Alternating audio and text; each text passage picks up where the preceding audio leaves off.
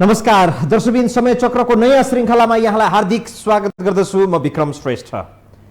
गर्भवती महिलाको पेटभित्र रहेको शिशुको स्वास्थ्य अवस्थामा जाँच गर्दा निर्भना क्लिनिकले पटक पटक हेल्थ चेकराई गरेपछि एउटा परिवार आज विक्षिप्त अवस्थामा छ।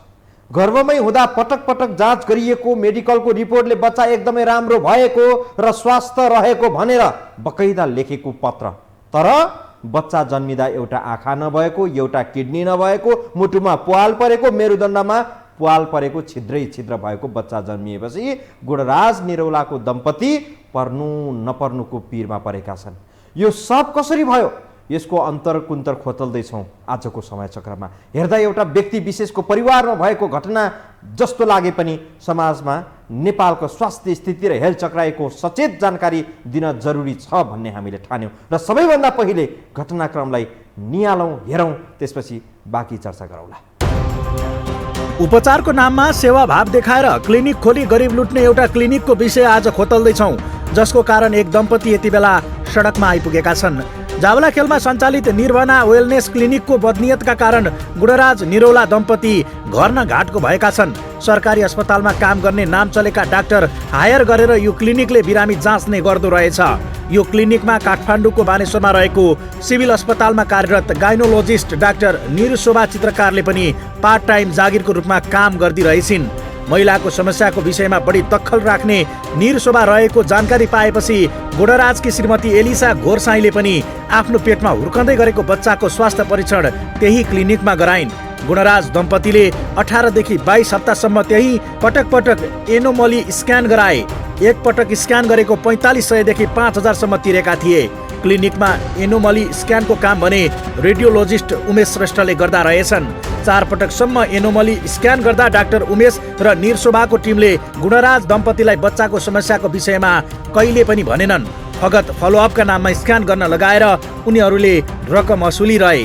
श्रीमती र बच्चाको स्वास्थ्यका खातिर डाक्टरले भने बमोजिम गुणराजले पटक पटक रकम बुझाउँदै गए, तर निर्भना क्लिनिक र उमेश श्रेष्ठले गर्ने गरेको एनोमली स्क्यान 8 महिना अघि बच्चा जन्मिएपछि गलत प्रमाणित भयो। पीडा त हुन्छ नि, अब 9 महिनासम्म भिडियो यसरी गऱ्यो होइन, राम्रै हुन्छ होला भनेर बाबु यस्तो जन्मियो। अब उहाँहरूले पनि केही गर्नुहुन्न पहल, अनि पीडा त एकदमै हुन्छ। अब उहाँहरूले जे सक्नुहुन्छ होइन, उहाँहरूको संस्थाले बाबुको लागि उपचारमा चाहिँ केही सहयोग गरिदियो हुन्थ्यो। एकजनाले हेर्न सकिँदैन, छिनछिनमै दबाई खुवाउनु पर्यो, पसिना आउँछ उत्तिकै, अनि एकजनाले त हेर्न सम्भवै छैन। सधैँ ठिक छ, बच्चा राम्रो छ भन्ने जवाब दिएर पटक पटक स्क्यान गर्न लगाएर गुणराजबाट रकम असुलेका उनीहरू त्यति बेला गलत प्रमाणित भए जति बेला एलिसाले अस्वस्थ बच्चा जन्माइन्। उनले जन्माएको बच्चाको देब्रे आँखाको नानी र दायाँ भागको किडनी छैन भने शरीरको पछाडिपट्टि मेरुदण्ड नजिक गहिरो खाडल छ, मुटुको चाल समेत असामान्य छ। उहाँहरूले हामीलाई भन्नुभएको छ सबै ठिक छ, रिपोर्टमा पनि त्यही छ होइन। जब बच्चा जन्मियो, बच्चा जन्मिसकेपछि हाम्रो यो आयो क्या समस्याहरू, एकपछि अर्को, अर्कोपछि अर्को, अर्कोपछि अर्को।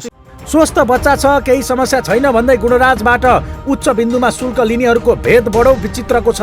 आफू सेतो कोटधारीबाट पीडित भएको भन्दै यति बेला गुणराजले न्यायका लागि गुहार मागेका छन्, तर उनको यो आवाज दबाउन स्वयं नेपाल मेडिकल काउन्सिल लागेको देखिन्छ। यो पत्र नेपाल मेडिकल काउन्सिलको पत्र हो। गुणराजकी श्रीमती एलिसाले बच्चाको विषयमा उजुर गरेपछि काउन्सिलले निर्णय गरेको छ, तर पीडितलाई न्याय भन्दा पनि पीडकलाई सुनपानी छर्केर चोख्याउने गरी काउन्सिलले निर्णय गरेको देखिन्छ। यो नेपाल मेडिकल काउन्सिलमा मैले या सिभिल हस्पिटलले एउटा निवेदन दियो होइन। पहिला सिभिल हस्पिटलले निवेदन दिइसकेपछि मलाई 5 महिना झुलाइयो। हेर्नुहोस्, यो एउटा सानो निर्णयको लागि 5 महिना झुल्यो। 5 महिनापछि के निर्णय आयो भन्दा चाहिँ बच्चा चाहिँ पीडित हुँदाहुँदै पनि पीडित छैन, त्यहाँ चाहिँ डक्टरलाई बचाउ अभियानतिर लाग्यो। काउन्सिलले एनोमली स्क्यान गर्ने उमेश श्रेष्ठको दक्षतामा कमी भएको ठहर गरेको छ, तर अर्धदक्ष अर्थात् अनुभव कम भएका व्यक्तिले गरेको स्क्यानका कारण गुणराज दम्पतिमा पुगेको क्षतिका विषयमा भने चुइक्क बोलेको छैन। बरु उल्टै बिरामी पक्षलाई कुनै क्षति नभएको र उपचार विधिमा समेत कुनै तात्विक अन्तर नपरेको भन्दै छुट दिएको छ। काउन्सिलको यो पत्र र निर्णयमा पीडित पक्षले आशंका व्यक्त गरेका छन्। उनीहरूले ललितपुर क्षेत्र नम्बर 3 बाट नवनिर्वाचित सांसद तोसीमा कार्कीको निर्देशनमा पीडकलाई उम्काउने कार्य भएको भन्दै आपत्ति जनाएका छन्। राजनीतिमा लाग्नु अघि तोसीमा मेडिकल काउन्सिलमा कार्यरत थिइन्। काम छैन, तर उहाँले मेरो सबै रिपोर्टहरू त उहाँले हेर्नु भएको छ नि त, मैले उहाँलाई लगेर बुझाएको हो नि त। सबै रिपोर्टहरू यहाँको जति पनि निर्शोभा म्यामलाई देखाएले गरेको रिपोर्टहरू तपाईँले भेट्नुभयो? मैले एकदम उहाँसँग स्वयं भेटेर मैले फोनमा पनि कुरा गरेको छु।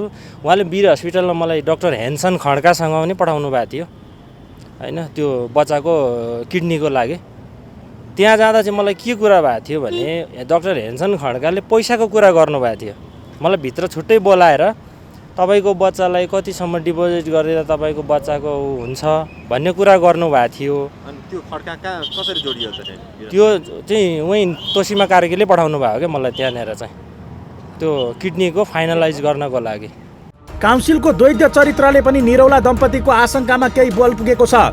उमेश श्रेष्ठलाई अर्धदक्ष भएको ठहर गरेको काउन्सिलले कारबाही गर्नुपर्छ कि पर्दैन?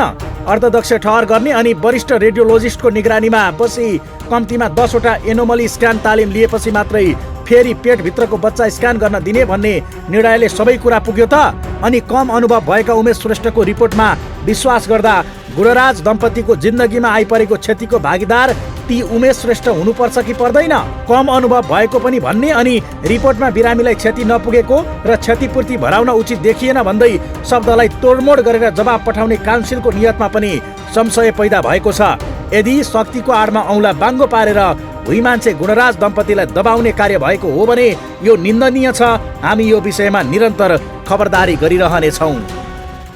एनोमली स्क्यान भनेको गर्भभित्र रहेको बच्चा कस्तो छ, अपाङ्ग छ कि सपाङ्ग छ, उसको स्वास्थ्य अवस्था कस्तो छ भनेर गरिने परीक्षण हो। यस्तो स्क्यान सामान्यतया गर्भावस्थाको 20 हप्ता पुगेपछि गरिन्छ। यो स्क्यान मान्यता प्राप्त रेडियोलोजिस्टद्वारा मात्रै सम्भव छ। यस स्क्यानले गर्भमा रहेको बच्चाको विकास अनुगमनको साथसाथै आमाको पाठेघरको अवस्थाको पनि परीक्षण हुन्छ।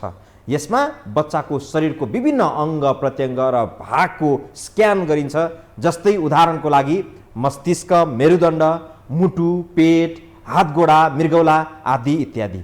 यी सबै स्क्यान गरेर रिपोर्टमा सबै ठिकठाक छ भनेर लेखेको निर्भना क्लिनिकले अनि बच्चा चाहिँ जन्मियो सम्पूर्ण रूपमा अस्वस्थ। सही सूचना र रिपोर्ट नदिँदा गुणराजको परिवारले पाउनुसम्मको दुःख, हन्डर र पीडा पाइरहेका छन्। उनीहरूको आर्थिकदेखि मानसिक दुःख र अभावको कुरा गरी साध्य छैन। दर्शकवृन्द, निर्भनाको एक गैर जिम्मेवार रिपोर्टले एउटा परिवारको जीवन नै बर्बाद बनाइदिएको छ र पनि उसले आफ्नो गल्ती स्वीकार नगरी आफ्नो मानहानि गरेको आरोप लगाइरहेको छ र आफ्नै ठुलो स्वर गरिरहेको छ। आफै सही भएको डङ्का पिटिरहेको छ। के हो एनोमली स्क्यान, किन गरिन्छ अनि किन आइलाग्यो गुणराजमाथिको यो वज्रपात, त्यो देखाउने ब्रेकपछि।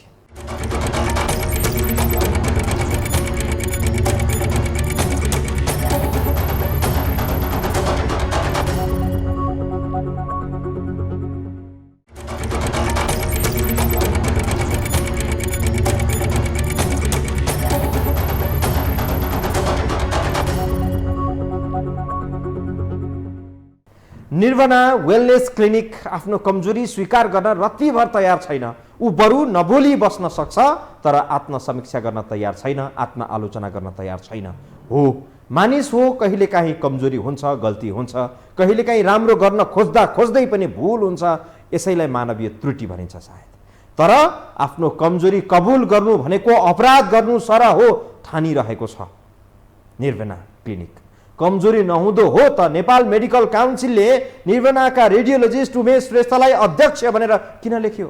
अनि फेरि एनएमसीलाई नै प्रश्न हाम्रो, यदि उमेश श्रेष्ठलाई अध्यक्ष देख्यौ तिमीले भने तिनले कारबाहीको भागीदार हुनुपर्ने कि नपर्ने? ठिक छ, तिमीले चोरी गर्यौ, अबदेखि नचोर्नु भनेर पीडकलाई थाहै नदी उम्काएको जस्तो भएन र चोरलाई? यो सरासर निर्भना वेलनेसको गम्भीर त्रुटि हो। पहिलो त्रुटि गलत रिपोर्ट देखाएर गरेको छ भने दोस्रो त्रुटि पहिलो आफ्नो गल्तीलाई बेवास्ता गरेर गरिरहेको छ र दूधको साक्षी बिरालो बसे जस्तो नेपाल मेडिकल काउन्सिलले बडो दुई जिब्रोपन देखाएर ढाकछोप गरिरहेको छ घटनाको। यी दुवै विरुद्ध स्वास्थ्य विभाग र मन्त्रालयले ध्यानाकर्षण गरोस् र घटनाको अनुसन्धान गरोस्, नत्र बोलवालाहरूको प्रभावमा गुणराज निरौला जस्ता व्यक्तिले नेपालमा स्वास्थ्य उपचारमा निरन्तर ठगी नै रहनुपर्नेछ। बाँकी हेरौँ यो रिपोर्टमा। गुणराज निरौलाले आफ्नो बच्चाको बारेमा भएको भुलको आधा अवधि दोष डाक्टर निरशोभा चित्रकारलाई लगाएका छन्। उनी सिभिल अस्पतालको गाइनोलोजिस्ट विभागकी प्रमुख हुन्। भले उनले हालसालै राजीनामा गरेको दावी गरेकी छन्, तथापि निजामती कर्मचारी अस्पताल अर्थात् सिभिलमा काम गरेर डाक्टर निरशोभा चित्रकार एक निजी क्लिनिकमा पनि काम गर्थिन्। उनको निजी काम गर्ने थलो चाहिँ यही निर्भना क्लिनिक हो। यहाँ निरशोभाको हातबाट स्वास्थ्य उपचार लिन, सल्लाह लिन दिनमै दर्जनौं गर्भवती महिलाहरू आउने गर्छन् र गर्भवती रहँदासम्म यही परीक्षण गर्ने प्रसुतिको समय भएपछि सिभिल पठाउने उनको नियमित कामै नै थियो। गर्भावस्था हरेक महिलाको जीवनमा आउने विशेष र जोखिमपूर्ण अवस्था हो। गर्भावस्थामा शिशुको अवस्था कस्तो छ, ऊ स्वस्थ छ कि छैन, नभए उसको स्वास्थ्यमा के समस्या छ भनेर जाँच पनि गर्न सकिन्छ। पछिल्लो स्वास्थ्य उपचारमा विकास भएको यो कार्यलाई एनोमली स्क्यान भनिन्छ। स्वयं निरशोभा चित्रकारले हामीलाई एनोमली स्क्यानको महत्त्वका बारेमा बताइन्। एनोमली स्क्यान भनेर मेनली एनोमली भनेको यो बच्चाको मेनली ग्रस बच्चाको अर्गानहरूको चाहिँ नि स्क्यान गर्ने हो। जस्तै अब बच्चाको ग्रस किडनी छ कि छैन, स्पाइन ठिक छ कि छैन, बच्चाको एपेरेन्टली हेर्ने बेलामा बाहिरको अर्गानहरू, बाहिरको र देखिने बाहिरको अर्गानहरू ग्रस मात्रै चाहिँ नि हेर्ने हो। यही ग्रस एनोमलीहरू, बाहिरबाट देखिने ग्रस एनोमलीहरू चाहिँ नि छैन भने छुट्याउ परिवारले जानकारी गराउने र आफ्नो निर्णय भन्दाखेरि पनि अब कुनै चाहिँ नि ग्रस एनोमलीहरू बाँच्नको लागि सक्षम नहुन पनि सक्छ, कुनै सक्षम हुन पनि सक्छ, कुनै माइनर डिफेक्टहरू चाहिँ नि नदेखिन पनि सक्छ यसमा, र ग्रसमा बाँच्न योग्य छ कि छैन भनेर चाहिँ नि हेर्ने हो। गर्भ 20 हप्ताको हुँदा अल्ट्रासोनिग्राफीद्वारा सूक्ष्म रूपमा परीक्षण गरिन्छ। यो स्क्यान मान्यता प्राप्त रेडियोलोजिस्टद्वारा गरिन्छ। यस स्क्यानले गर्भमा रहेको बच्चाको विकास, अनुगमनको साथसाथै आमाको पाठेघरको अवस्था पनि परीक्षण हुन्छ। यसमा बच्चाको शरीरको विभिन्न अङ्ग र भागको स्क्यान गरिन्छ, जस्तै मस्तिष्क, मेरुदण्ड, मुटु, पेट, हात, गोडा, मृगौला इत्यादि। यस स्क्यानद्वारा बच्चाको शारीरिक र मानसिक विकास कस्तो रूपमा भइरहेको छ भन्ने पत्ता लाग्दछ। साथै सालको अवस्था पनि थाहा हुन्छ। यो आमा र बच्चा दुवैको लागि सुरक्षित प्रक्रिया मानिन्छ। मेनली ग्रस एनोमली, ग्रस बच्चाको अर्गानहरूको चाहिँ नि स्क्यान गर्ने हो। जस्तै अब बच्चाको ग्रस किडनी छ कि छैन, स्पाइन ठिक छ कि छैन, बच्चाको एपेरेन्टली हेर्ने बेलामा बाहिरको अर्गानहरू, बाहिरको र देखिने बाहिरको अर्गानहरू ग्रस मात्रै चाहिँ नि हेर्ने हो। यही प्रक्रिया गराएका थिए गुणराजले आफ्नो गर्भवती श्रीमतीको। उनी परीक्षण गर्ने निर्भनाका रेडियोलोजिस्ट थिए उमेश श्रेष्ठ। उमेशले तयार पारेको रिपोर्टमा बच्चाको अवस्था ठिकठाक रहेको भन्ने थियो, तर बच्चा गम्भीर प्रकृतिको अपाङ्ग भएर जन्मिएपछि यी सबै विषय असरल भएको छ। तथापि रेडियोलोजिस्ट उमेश श्रेष्ठले आफ्नो गल्ती नभएको बरु जेनेटिक अर्थात् वंशाणुगत कारणले भएको हुन सक्ने सतै जवाफ दिएर टारेका छन्, किनकि यसबारे थप कुनै परीक्षणहरू भएका छैनन्। मेडिकल साइन्समा त यो होइन, मैले मेरो इन्टेन्सन त्यस्तो केही छैन। मेडिकल साइन्समा यो 100% हुँदै हुँदैन होइन। अब त्यो भएको भएर अब यो केसमा दोष कसैको छैन। जुन गल्ती भयो त्यसको गल्तीको कारक कोही पनि छैन यसको। यो त जेनेटिक कज हो उहाँको होइन, बच्चाको जेनेटिक। हामीले सोचेको अब 2-3 ठाउँमा देखेको छ यस्तो चाहिँ जेनेटिक डिसअर्डरमा हुन्छ होइन। अब यो कुरामा चाहिँ अब अर्लीमा के हुन्छ, मलाई त ट्याक्कै जेनेटिकली नै कुन जिनको हो, अर्लीमा कुनै म्यानिफेस्ट हुन्छ, कुनै चाहिँ अर्लीमा देखिन्छ, कुनै चाहिँ डिले हुँदै देखिन्छ होइन। अब त्यो अर्ली डिटेक्सन नहुनु चाहिँ एउटा हो होइन। तर अब यसमा यसैको दोष भनेर अब भन्ने पक्षमा चाहिँ म छैन। एनोमली स्क्यानको प्रक्रिया अरू सामान्य अल्ट्रासाउन्ड जस्तै नै हुन्छ, तर यसमा अरूमा भन्दा बढी समय 30 मिनट जति लाग्छ। स्क्यान सकेपछि प्राप्त रिपोर्ट अनुसार थप परीक्षण आवश्यक पर्छ कि पर्दैन भन्ने बारे छलफल हुन्छ। तर वास्तविक लुकाइदिँदा आज बच्चा जन्मेको 8 महिना भयो, तर स्वस्थ हुनुको साटो झन्झन कमजोर हुँदै सुक्दै गएका छन्। बरु अन्य रोगहरूले समेत शिकार गर्दै ल्याएको छ। नेपाल मेडिकल काउन्सिलले गुणराज निरौलाको सवालमा सिधा साधी रूपमा अन्याय गरेको छ। एक त उसले जसलाई दोषी करार गरेको छ उसलाई बिना कुनै कारबाही उम्किने वातावरण बनाएको छ, र अर्को पीडित गुणराजलाई क्षतिपूर्ति भराउने वा शिशुको बाँकी उपचारमा सहायता गर्न जरुरी नरहेको टिप्पणी गरेको छ। यसले के पुष्टि गर्दछ भने काउन्सिलले निर्भनाप्रति नरमपन देखाएको छ, स्वास्थ्य क्षेत्रमाथिको असंवेदनशीलतालाई थप प्रशय दिएको छ, मलजल गरेको छ। यसका विरुद्ध फेरि पनि स्वास्थ्य मन्त्रालय र विभागलाई ध्यानाकर्षणका लागि हाम्रो आग्रह र अर्को कुरा, डाक्टर तोसीमा कार्की सांसद हुनुभन्दा पहिले यही काउन्सिलमा कार्यरत थिइन्। संयोगवश यो घटनाको आन्तरिक अध्ययन अनुसन्धान यिनैले गरेको गुणराजको भनाइ छ। तर जसलाई ललितपुरवासीले भारी मत दिएर जिताएर पठाए उनी डाक्टर तोसीमा कार्कीले गुणराजमाथि अन्याय गरेकी छिन्। गुणराजको प्रश्न छ, जसले न्याय दिलाउँछु भनेर जनताको मत लिएर संसदमा पुगिन् उनैले मलाई अन्याय गरेको बारे कसले अनुसन्धान गरिदिन्छ? दर्शकवृन्द, हामी बाँकी प्रसङ्ग जोड्नेछौँ ब्रेकपछि।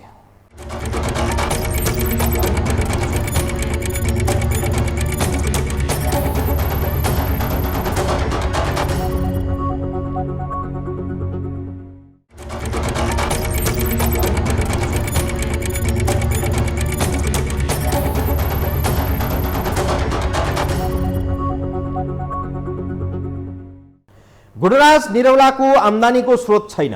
भएको होस्टल व्यवसाय बेचेर बसेका छन्। छोराको बाँकी उपचारको लागि गोजीमा दाम छैन। कमाउने आउने बाटोहरू सबै बन्द छ। उपचारको लागि मासिक 1.5 लाख रुपियाँ खर्च छ र रुँदै हिँडिरहेका छन्। होला, निर्वनाको नियोजित दोष थिएन, तर अन्जानमा भएको भुललाई स्वीकार गरी बिचरा पीडितको घाउमा अलिकति भए पनि मलम लगाउने सहयोग गर्नु पर्थ्यो। बरु मुटु नभएका, हृदय नभएका, कमाउने मात्रै ध्यान नभएका निर्वनाका सञ्चालक, यहाँका कार्यरत वरिष्ठ स्वास्थ्य कर्मीहरूले निर्लज्ज हात उठाएका छन्। गुणराजको खराब अवस्थालाई हेर्नुहोस् दर्शकवृन्द, यो तेस्रो रिपोर्टमा। गुणराजको परिवार यति बेला काठमाडौँको बुद्धनगरमा एउटा सानो कोठा भाडामा लिएर बसेको छ। मूल घर धनकुटा भए पनि काठमाडौँमा होस्टेल व्यवसाय गरेर गुजारा चलाएका उनले अहिले यो होस्टेल पनि बेचेका छन्। छोराको उपचार खर्च धान्न नसकेर होस्टेल बेचेका उनको अहिले जीविकोपार्जनको स्रोत नै सुकेको छ। यति हुँदा पनि उनले बोलेर धर पाउने अवस्था छैन। 2072 सालमा क्यान्सरबाट बुबाको निधन भएपछि आमा बिरामी परिन्। आमाको मस्तिष्कमा समस्या देखिएपछि अहिले मासिक 10 देखि 12 हजारको औषधि खर्च लाग्ने गरेको छ। त्यो जिम्मेवारी पनि गुणराजकै काँधमा छ। दुःखले आमाको उपचार खर्च धानिरहेका उनलाई त्योभन्दा ठुलो आर्थिक बोझ अहिले भर्खरै जन्मिएको छोराबाट थपिएको छ। जन्मिँदै अशक्त रूपमा जन्मिएका छोराको खर्चमा अहिले गुणराजले मासिक 1,50,000सम्म खर्च बेहोर्नु परेको छ। आफ्नो सन्तान ठिक हुने आशामा उनले आफूले सञ्चालन गरेको होस्टेल बेचे। काठमाडौँकै चागु नारायणमा कुखुरा फार्म सञ्चालन गरेका थिए। त्यो व्यवसाय पनि अहिले चौपट भयो। छोराको स्वास्थ्यका लागि 8 महिनाको अवधिमा झन्डै 15 लाख सकेका गुणराज यति बेला आँखामा आँसु बोकेर बेसहारा बनेर न्यायको लागि मिडिया गुहार्दै हिँडेका छन्। उनी बेला बेला भक्कानिँदै भन्छन्, डाक्टरको लापरवाहीले म सडकमा आएँ, सकिएँ। किस्ता तिर्दा तिर्दा त्यहाँ पनि तिरै हुनु पर्यो, यतै क्षति छ होइन। अनि त्यो पनि बेच्नु पर्यो, ऋणै लाग्यो भनौँ न, ऋण लागेर सबै बेच्नु पर्यो। अब बच्चाको कन्डिसनमा 15-20 लाखको खर्च भइसक्यो। अब योभन्दा बढी मैले नसक्ने भइसक्यो, म रोडमा आउने अवस्था भइसक्यो होइन।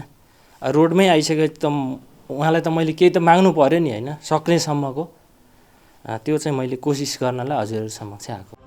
गुणराजले आफ्नो समस्या हामीलाई दर्शाएपछि घटनाक्रम बुझ्न हामी उनको निवासमै पुगेका थियौं। छोराको अनुहार हेर्दै हामीसँग बोलेका उनले केही सेतो कोटधारी डाक्टरको लुटाई प्रवृत्तिका कारण आफूले जीवनसँग हार खाएको सुनाउँदै थिए। बच्चा गर्भमा आएपछि श्रीमतीलाई चिकित्सकको सल्लाह बमोजिम पटक पटक फलोअपमा लगेका गुणराजलाई डाक्टरहरूले कहिले पनि भनिदिएनन् कि तिम्रो श्रीमतीको पेटभित्र रहेको बच्चामा खराबी छ भनेर।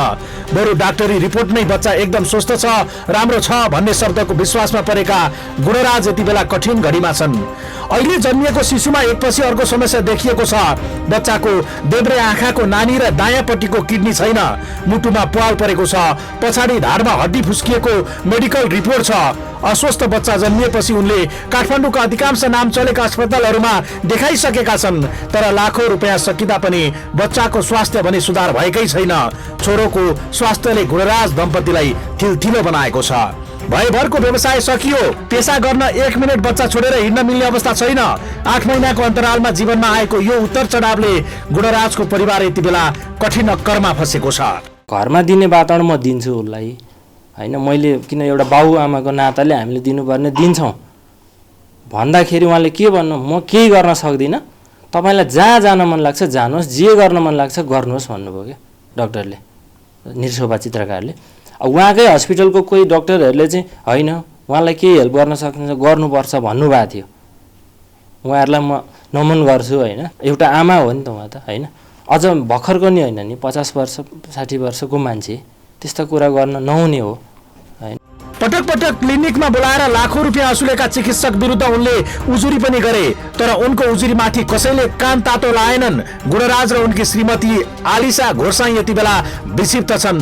जन्मिएपछि बच्चाप्रतिको माया मोह कसलाई पो हुँदैन र उनीहरू त्यही छोरोको अनुहारमा हेरेर टोलाइरहन्छन्। समाज अझै जिउँदैछ, सहयोगी मनहरूको अझै लोप भइसकेको छैन। समाजमा केही यस्तै गैर जिम्मेवार बाहेक राम्रो मन भएकाहरू पनि छन्, जसले गुणराज जस्ता अक्करमा फँसेकाहरूको उद्धारका लागि सहयोगी हात दिन चाहन्छन्। हाम्रो अनुरोध, केही सहयोगको अभियानले निर्भनाका सञ्चालकहरूलाई दरिलो झापट मिलोस्। यिनको लाचारीपन र दोषलाई तालुकदार निकायको तत्काल ध्यान जाओस्। हामी यो घटनाको निरन्तर फलोअपमा रहनेछौँ। हवस् त दर्शकवृन्द, आजलाई समय चक्र यति नै बिदा दिनुहोस्। नमस्कार।